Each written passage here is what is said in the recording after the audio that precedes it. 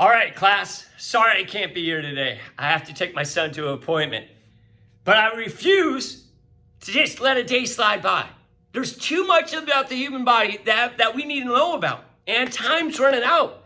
So here we go. The sub passed out a note sheet and we're going to fill it in. Now, you guys aren't here, but I do have some people here in the class, and cards don't lie. First guy, Prancer. Prancer, I need you to lead us through our notes. Prancer, today we're talking about the digestive system. The digestive system.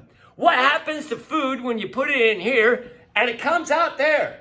And then what do you need in food to help your body run? Let's talk a little bit about nutrition in this unit. All right, what did I say? I said Prancer. Prancer, lead us through our notes. It starts off saying that the digestive system is broken up into two groups. And the two groups are the first thing that we're going to talk about today.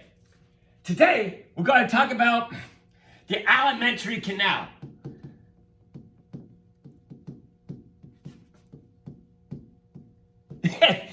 It's the tube that starts here and ends down there. Now, on Thursday, then we're going to talk about these things. Accessory organs.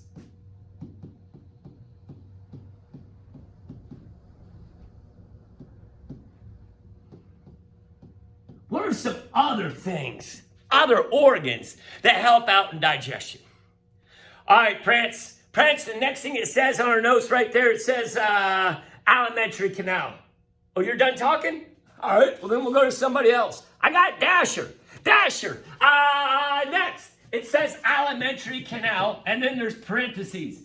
Because Dasher, here, down here on Earth, well, this part of Earth, on the street, we call it something else. I don't know what you call it up there at the North Pole. But the alimentary canal, here on the street, has another name. This tube that goes from here and ends down there is also called the GI tract. Oh, GI, gastrointestinal tract. Prince, how many more bullets do we got?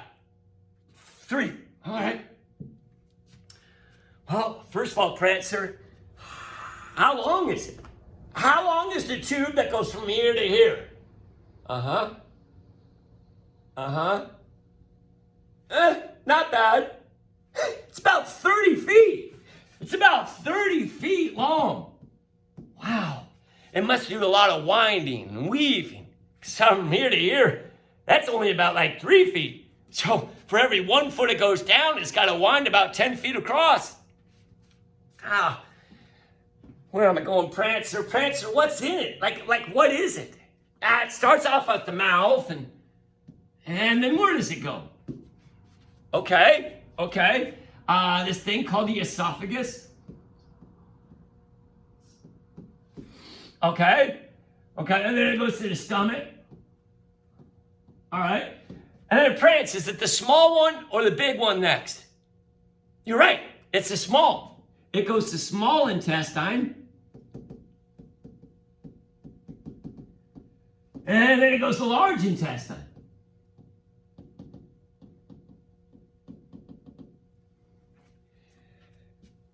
Prancer, it's 30 feet long, it has these things in it, Prancer.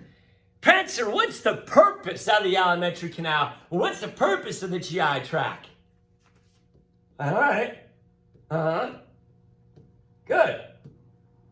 Well, Prancer says that the purpose is to break down food and get nutrients from the food.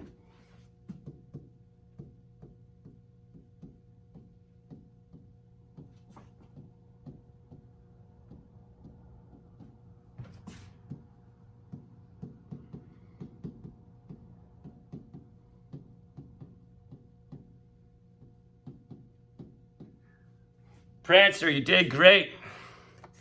Donner, today what we're going to do is we're going to break it down. We're going to go through the whole GI tract and talk about what's in it and what's its purpose and how does it work. Donner, you got the mouth. How many bullets, Donner? Okay. Donner, what's in the mouth?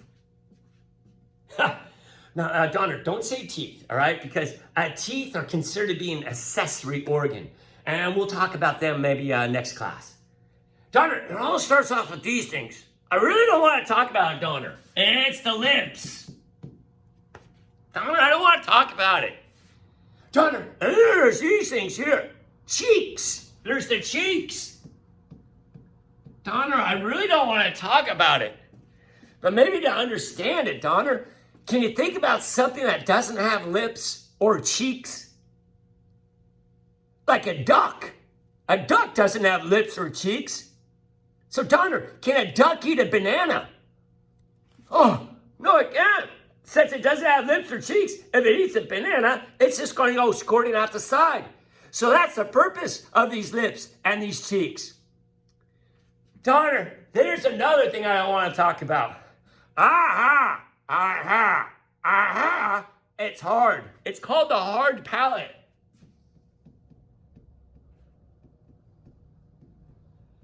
I don't want to talk about it, Donner, excuse me. Donner, if you move back,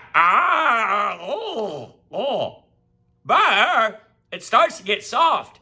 And that's your soft palate.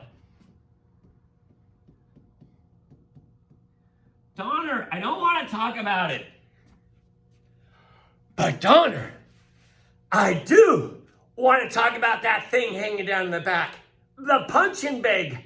Donner, you know what I'm talking about. Donner, what is that thing right there? This thing right here, Donner. Donner, what is that thing hanging down?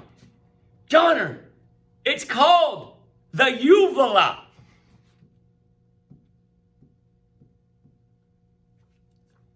Donner, I do want to talk about the uvula. When I was a youngin', I thought that thing hanging down was my tonsils. Because whenever I had strep throat, the doctor would like probe around back there with a swab and said, your tonsils look all right. But it's not my tonsils, it's my uvula. And Donner, the purpose of the uvula, Donner. Over Christmas break, I'm going to IKEA. I'm starting to drool, Donner. Donner, when I go to IKEA, I'm going to get the Swedish meatballs. Donner, do you like the Swedish meatballs? Donner, they're covered in gravy, and sometimes, Donner, I get so excited that I just shovel the Swedish meatballs in my mouth, and I forget to swallow one or two of them. And Donner, when I swallow one, Donner, the purpose of the uvula is that if you swallow something too big, Donner, if you swallow something too big, it's going to get stuck right there. And then, Donner, right in front of the uvula on the top is your gag reflex, and you're going to hit it and go, boom. The Swedish meatball's going to come up. Donner, that's the purpose of the uvula, so you don't swallow something too big. Oh, man. Class, I got a lab book in this back room, and, one lab that we could do is we could find each other's gag reflex. They suggest that it's a good lab, that you take a Q-tip and you just keep probing around back there until you find the gag reflex. I don't think that's a good idea. Donner, there's another one that I want to talk about.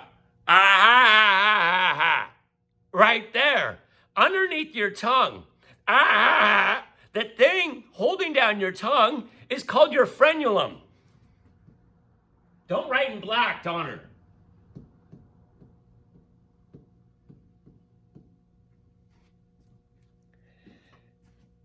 See, Donner, when you swallow, you're supposed to chew your food. I'll do it this time at IKEA. Yeah, you're supposed to swallow. And then you lift your tongue up to your hard palate. And then you contract the muscles of your pharynx. And then that pulls the food back. Well, if you lift your tongue and then contract those muscles, the purpose of the the frenulum, is so you don't swallow your tongue. That's why it's anchored there. Donner, good point. Donner's heard about some people have a really short frenulum. And if you have a short frenulum, it's hard to say the English R, like Rudolph. When you say Rudolph, you roll your tongue back and kind of curl it. And if you have a short frenulum, you can't do that. So it's hard to say like the English R. You're right, Donner. So then what some people need to do is they got to get their frenulum cut. Cut the frenulum, and then you can lift it back a little bit. Now, they may just like cut it just a little bit so it folds back further. Probably don't have to cut it all the way, so you won't end up choking on your tongue. All right, Blitzen, I got to end these notes. Then I got to pick up another video.